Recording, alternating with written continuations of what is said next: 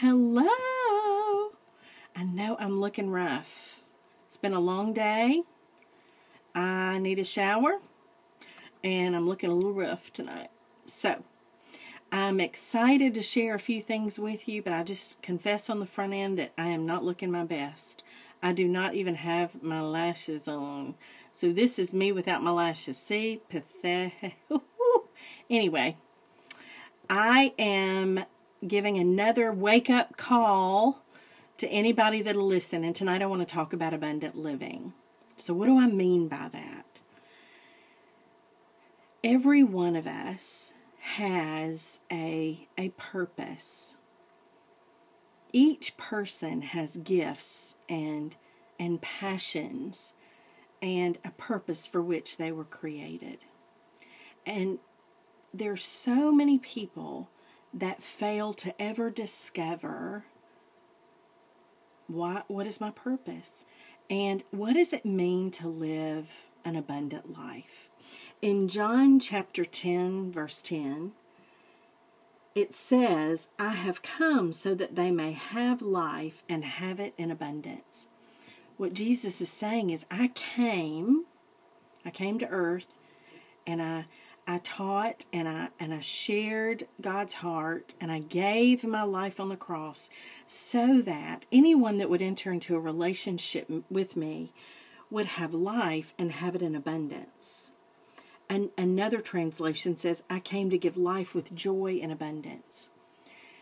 And one of the things that I ponder and have been pondering is, why is it that so many people who are men and women of faith are merely existing? They're not experiencing what I would call an abundant life. That could be because of woundedness and areas of our lives that have not been healed. It could be depression, discouragement. It could be a lack of an awareness that this is even something that we could take hold of. And life was not given to us to just exist. We were created. We were made to live a purposeful, joy-filled life. And for any person that is a Christian and has a relationship with God, the very presence of God through the person of the Holy Spirit is alive in us. And He's there as a comforter and a guide and a director to help facilitate this abundant life. I have walked through seasons of purposelessness in my life.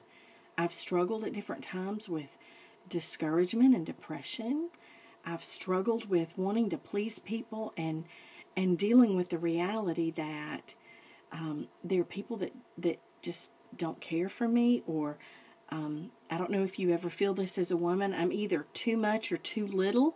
In other words, I'm either inadequate and I'm not pretty enough or rich enough or whatever enough to be in that group of women and to really be a part of their group. Or I'm too much. I'm too loud, because I am loud and opinionated. And I am always trying to put a muzzle on it, and often I don't. I muzzle myself about 10 minutes too late. But that battle in my mind, and I really think this is from the enemy, but I'm either too much or not enough, And so I think there have been seasons in my life where all of these dynamics, going through deep valleys, feeling isolated, feeling alone, not understanding my purpose, have held me back from abundance. And abundant living is what we were created for. Now, I want to read you that verse in John 10:10 in its entirety, and I think it'll give us a clue as to what's really happening here. John 10:10 says, a thief comes only to steal, kill, and to destroy, but I have come so that you may have life and have it in abundance. The enemy of our souls, the devil, Satan, the great discourager, he has come to destroy us, to discourage us, to kill our dreams, to discourage us from pursuing our passions, and to tell us that we can't be what God's purposed in us to be.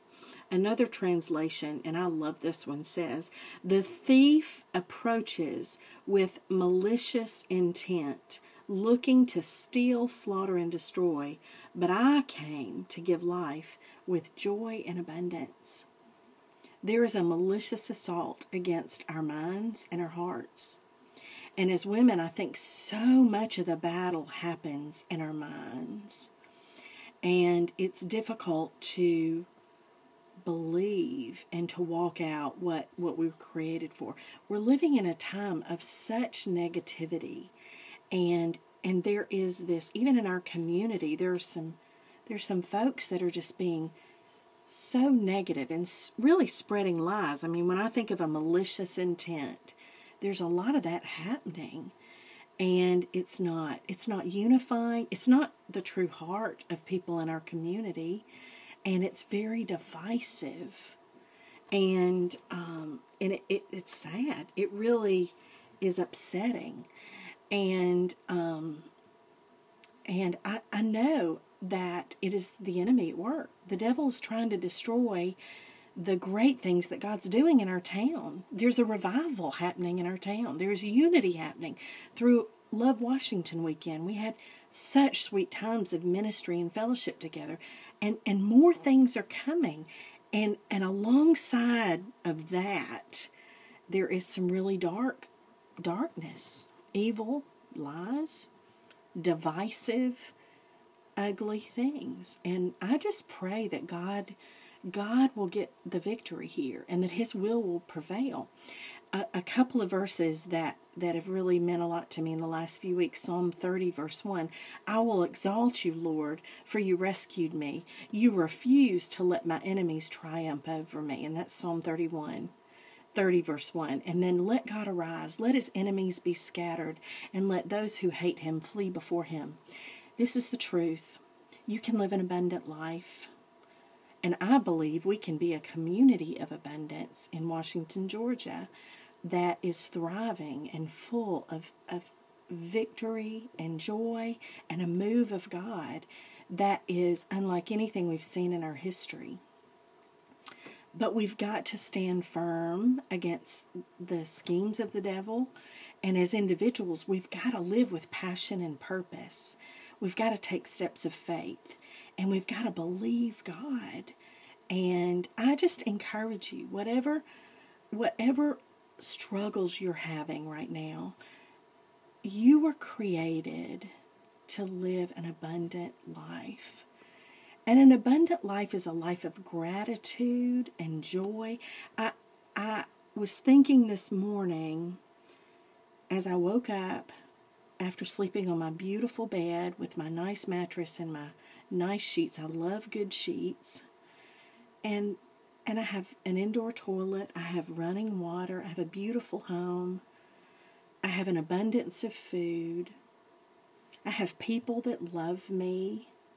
I have a relationship with a God who knows my name and delights in me and has saved me and given me a purpose for eternity. If my life ended tonight, I know where I'm going and what that's going to mean and what that's going to be like. I have a glimpse of what heaven is.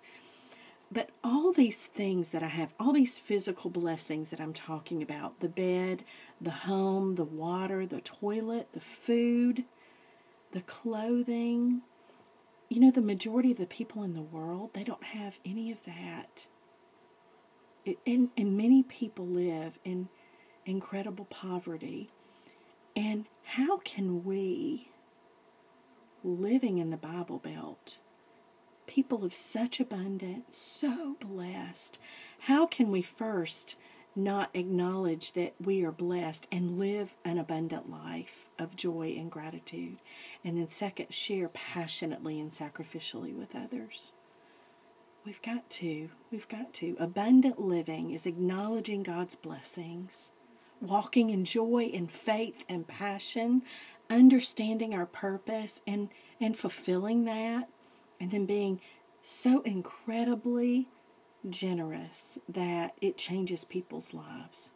One of my favorite phrases from the movie War Room that came out a few weeks ago is what Miss Clara said: humble yourself, resist the devil, and he will flee. And I just say that tonight: humble yourself, resist the devil, and he will flee. James 4:7. You were created for abundant living, and start living it. Tomorrow's a new day. Take hold of it. God bless you.